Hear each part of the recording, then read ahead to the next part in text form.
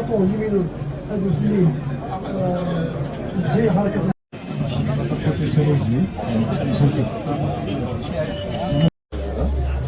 بارافورمون ديبيرمون عندنا اكثر من 600.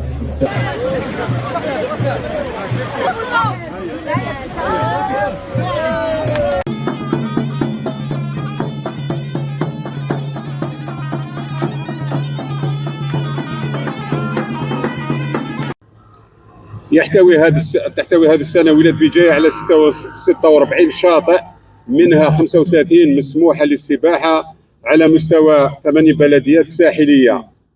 مجهودات كبيرة تم بذلها بغرض إنجاح هذا الحدث السياحي الاقتصادي والثقافي الهام الذي تعرفه ولاية بجاية كل سنة على غرار باقي الولايات، حيث تم تحضير وتجهيز الشواطئ المسموحة للسباحة بكل المرافق الضرورية، كما تم تسخير 160 عون مؤهل و12 غطاس، بالإضافة إلى أكثر من 98 عون موسمي لحراسة الشواطئ ومختلف الوسائل الأخرى وكل المعدات الخاصة بالإنقاذ. بالإضافة إلى ذلك مكاتب المتصرفين في الشواطئ. وفي هذا الصدد فقد تم تعيين متصرف على كل مستوى على الشواطئ المسموحة للسباحة وتزويدهم ببدلات خاصة بهم. إذن في الختام نعلن رسميا عن الافتتاح الرسمي لموسم الاصطياف لسنة 2024، متمنيين إقامة طيب للوافدين إلى ولاية بجاية. وفق الله الجميع، والسلام عليكم ورحمة الله تعالى وبركاته. قمنا هذا الموسم